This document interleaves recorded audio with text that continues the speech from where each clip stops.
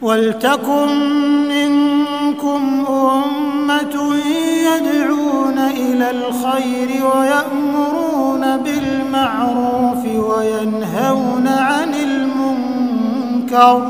Ini benar Pak Imam, tapi saya keluar. Kamu berkembang itu karena saya Pak, tak gegeri. Itu wakil imam pusat. Dia pernah juga Bapak Irawan yang mati di Bekasi, tapi masih ngaku beneran jamaah. Tapi dia keluar, aneh kan?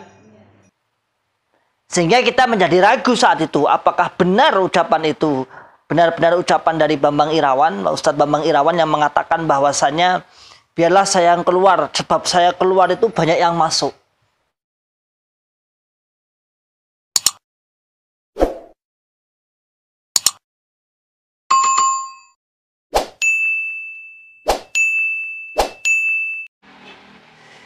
Bismillahirrahmanirrahim. Assalamualaikum warahmatullahi wabarakatuh.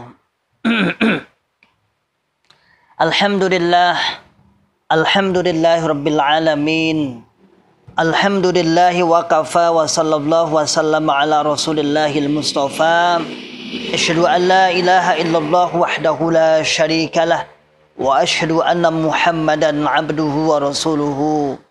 Sallallahu alaihi wasallam wa ala alihi wa ashabihi wa man tabi'ahum bi ihsanin ila yaumiddin, amma ba'd.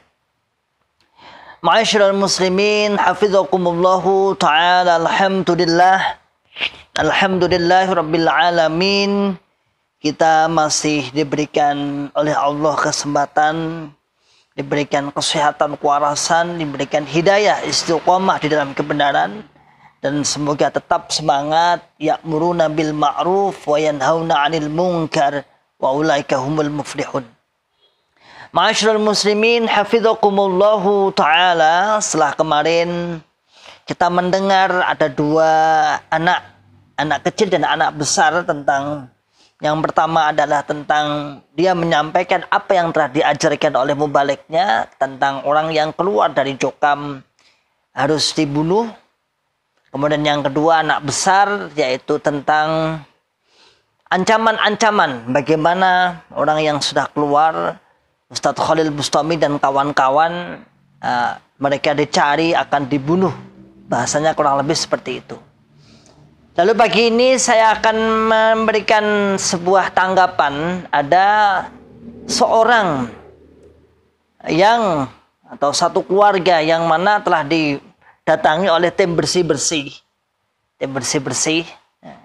Biasa toh, jadi sekarang Jokam itu ada tim baru namanya tim bersih-bersih. Yang mana tim bersih-bersih itu adalah tugasnya untuk membersihkan orang-orang yang dianggap menyimpang, yang dianggap akan merongrong jamaah, akan membuat kerusakan dalam jamaah. Jamaah Jokam artinya. Kita dengarkan aja ucapan tim bersih-bersih kepada orang-orang yang dianggap mulai ragu, mulai oleng, mulai terpengaruh tentang perkembangan ilmu yang akhirnya banyak orang yang keluar. Silahkan kita tonton, kita dengarkan ucapannya. Itu tidak boleh. Karena kalau Mas Agus masih ragu atau tidak yakin betul ya pokoknya, tapi kalau masih ragu-ragu, ya masih ragu-ragu misalnya, ini saya kasih waktu kesempatan 1 minggu. Kalau masih ragu-ragu loh, tak kasih kesempatan 1 minggu, tentukanlah pilihanmu. Tapi kalau sekali udah mantap ke sono, nggak usah nunggu 1 minggu. Kalau Pak Dar kan ngasih kesempatan, kalau Pak Dudi kan manggil gini-gini, jadi kita menentukannya buru-buru kan. Kalau Pak Dar ya alhamdulillah masih ngasih kesempatan. Tapi selama ngasih kesempatan ya kan, tetap sementara ya orang-orang saya cegah dulu dengan bunga gitu. Iya. Sambil nunggu keputusan Mbak Mas Agus, saya kasih waktu 1 minggu. Kalau masih ragu-ragu, karena masih bimbang, kelihatannya masih bimbang antara sana dan sini. Nggak pernah dengar ceritanya Ridwan, cerita Pak Khalid, tahun balik dia udah biasa. Maksudnya memang bagus, semua juga kecewa, dia keluar itu kecewa berarti gitu. Kenapa bisa begitu? Karena memang kodrat Allah itu, hidayah itu tidak semua orang dikasih. Walaupun dia tahu surga, karena enggak selalu neraka atau keluar. Karena Allah mengkodrat demikian. Seperti pulang, wakilnya Pak Nur Hasan.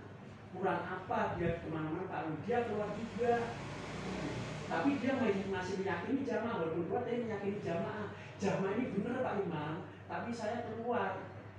Kamu berkembang itu karena saya Pak, tak gegeri. Itu wakil imam pusat. Dia keluar juga Bapak Irawan yang mati di Bekasi, tapi masih meyakini beneran jamaah. Tapi dia keluar, aneh kan? Yakin tapi keluar, gitu loh. Ini aneh. Seperti pamannya Nabi Muhammad sendiri. Dia berjuang untuk agama Islam, tapi dia tidak mau, ya kan? Komentar masuk neraka kan? Sampai Nabi sendiri mendoakan supaya lebih hidayah, tapi Allah nggak ngasih. Akhirnya dikasih keringanan siksaan doang, gitu. Dikasih keringanan siksaan. Nanti di negara neraka kakinya di bara, otaknya mendidih. Itu neraka yang paling ringan sudah dikasihkan pamannya Nabi Muhammad. Karena saking sayangnya Allah dan Muhammad, pamannya saking berjuang mati-matian untuk agama Islam. Kalau Nabi Muhammad dirintangi, dia maju pertama kali. Sehingga dikasih kemurahan oleh Allah. Kemurahan gitu, tetap masuk neraka, tapi tetapnya gitu. Seperti malaikat, ya, salah, disuruh milih, disisa sekarang atau besok tobat. Akhirnya tobat. Sekarang kakinya digantung di langit, mulutnya tuh dideketin laut. Sampai kapan? Sampai kiamat nanti baru dia akan selesai. Tapi dia berani. Ma'asyiral muslimin hafizakumullahu ta'ala. Alhamdulillah kita sudah mendengarkan ucapan beliau tentang bagaimana beliau sedang menyidang keluarga yang dianggap mulai terpengaruh atas kepahaman yang dianggap kepahaman yang menyimpang. Yang mana kalau kita dengar dalam bahasanya adalah silahkan untuk diberi waktu sekitar berapa minggu saya kurang jelas. Nah, diberi waktu agar menentukan sikap ikut bolok ini atau bolok kono. Nah, bahasanya keluar atau mantap di dalam jamaah jokam. Beliau masih diberikan waktu kemudian agar menentukan sikapnya, bagaimana bersikap, apakah yakin dalam jamaah atau tidak yakin. Bahkan dalam ucapannya beliau mengatakan kalau memang sekiranya ragu-ragu, ya sudah, saya kasih waktu untuk meyakini salah satunya. Ma'asyiral muslimin hafizakumullahu ta'ala. Kemudian yang kedua, dia memberikan sebuah gambaran, memberikan percontohan bahwa orang-orang yang keluar dari jokam itu ada sebagian yang masih meyakini kebenaran jokam. Di antaranya adalah dicontohkan adalah Ustadz Bambang Irawan misalnya, almarhum, Allahu yarham. Beliau yang pertama mungkin yang awal-awal dulu kita dengar, beliau keluar dari jokam sejak dulu zaman KHN atau zaman setelah meninggalnya KHN ya, tepatnya ya. Nah, itu disebutkan oleh beliau mengatakan bahwasanya seperti Bambang Irawan itu, walaupun dia keluar, dia masih meyakini tentang kebenaran jamaah. Kurang lebih masanya seperti itu ya. Lalu ada ucapan-ucapan seperti ini. Katanya diambil dari Ustadz Bambang Irawan. Dulu juga kita pernah mendengar seperti itu. Misalnya seperti ini. Bambang Irawan itu justru malah mengatakan, biarkanlah saya keluar. Dengan saya keluar banyak yang masuk dalam jamaah. Itu tahu? Kurang lebihnya seperti itu. Dengan saya keluar banyaklah yang masuk dalam jamaah. Nah, kalau dulu kan kita mendengarkan cerita seperti itu, Allahu a'lam, saya juga kurang tahu pasti. Setelah kita keluar baru sadar apakah ucapan itu adalah ucapan rekayasa pengurus jokam saja, apakah benar memang ucapan beliau Bapak Bambang Irawan saat itu. Allahu a'lam, kita nggak tahu juga. Tapi pastinya yang pasti adalah beliau Bambang Irawan, Ustadz Bambang Irawan sampai meninggal dunia pun dalam keadaan keluar dari pemahaman takfiri, ada keluar dari golongan jokam sampai dia meninggal. Sehingga kita menjadi ragu saat itu apakah benar ucapan itu, benar-benar ucapan dari Bambang Irawan, Ustadz Bambang Irawan yang mengatakan bahwasanya biarlah saya yang keluar, sebab saya keluar itu banyak yang masuk. Itu toh. Kita juga pernah mendengarkan, bahkan kita juga pernah menyampaikan hal yang sama seperti itu. Kalau dulu seperti ini, Bambang Irawan kui getun, kan gitu toh. Bambang Irawan kui getun. Kenapa? Karena dia keluar dari jamaah, mau balik lagi, mau tobat niku isin. Lalu dia mengatakan bahwasanya, biarlah saya yang murtad. Kalau saya murtad itu banyak yang masuk jamaah. Artinya dia mau dijadikan sebagai tumbal dalam bahasa. Kata lain, mau dijadikan bahasa tumbal. Ma'asyiral muslimin, hafizakumullahu ta'ala. Ucapan-ucapan seperti ini biasa dilakukan untuk meyakinkan para member-member, terutama member-member yang mulai agak ragu. Diberikan nasihat-nasihat pemantapan seperti ini. Ini ditugaskan, ini sebagai tugasnya siapa itu? Tugasnya tim bersih-bersih. Dia juga menyinggung kawan-kawan yang hijrah saat ini. Misalnya 3 ustadz yang hijrah dan disusul oleh para mubalik-mubalik daerah, guru pondok, imam kelompok, imam daerah, dan lain sebagainya. Dia mengatakan sebenarnya kita juga kecewa. Dia pinter sebenarnya, kita juga kecewa mengapa mereka keluar. Lalu di ujung-ujungnya, ya sudahlah, itu adalah Allah yang berikan hidayah. Dalam tanda kutip, bahwa kita yang saat ini keluar dicabut hidayahnya oleh Allah. Dicabut hidayahnya oleh Allah. Yang mana mereka membuat istilah ta'rif hidayah sendiri. Jadi hidayah itu ditarif sendiri. Hidayah itu adalah orang yang mendapatkan hidayah adalah orang yang masuk dalam golongannya. Orang yang masuk dalam golongannya lah yang mendapatkan hidayah. Kalau dia tidak golongannya tidak mendapatkan hidayah. La haula wala quwata illa billahil aliyil azim. Ini kalau orang dikatakan ahli ilmu, bagaimana dengan ahli ilmu? Dia seperti ini kok ahli ilmu, mengaku sebagai gurunya jagat misalnya. Gurunya jagat bagian mana?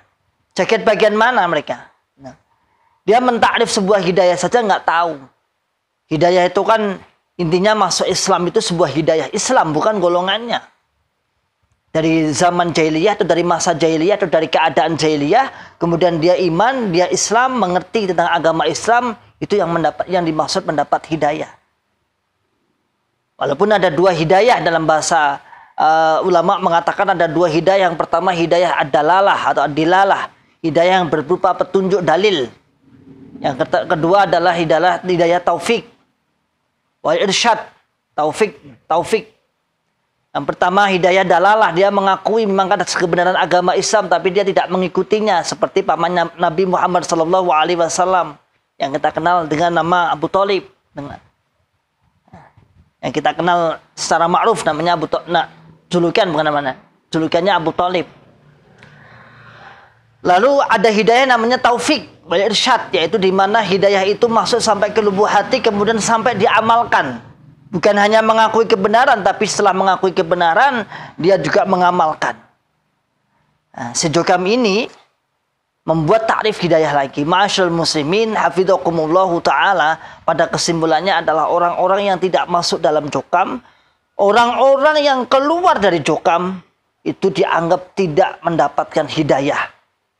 Nah, monggo panjenengan semua silahkan berpikir kritis, silahkan berpikir waras. Bagaimana Anda mengatakan bahwa itu tidak mendapat hidayah padahal di luar sana orang-orang selain jokam, tanda kutip, mereka kadang justru lebih semangat beribadah, justru lebih semangat ukhuwah, justru lebih semangat dalam ta'awun. Lalu Anda katakan itu tidak mendapat hidayah, ya memang hidayah menurut Anda memang berbeda dengan hidayah menurut umumnya kaum muslimin. Salam akal sehat, salam akal waras, salam akal selamat. Wa akhiru da'wana alhamdulillahi rabbil alamin. Assalamualaikum warahmatullahi wabarakatuh. ولتكن منكم أمة يدعون إلى الخير ويأمرون بالمعروف وينهون عن المنكر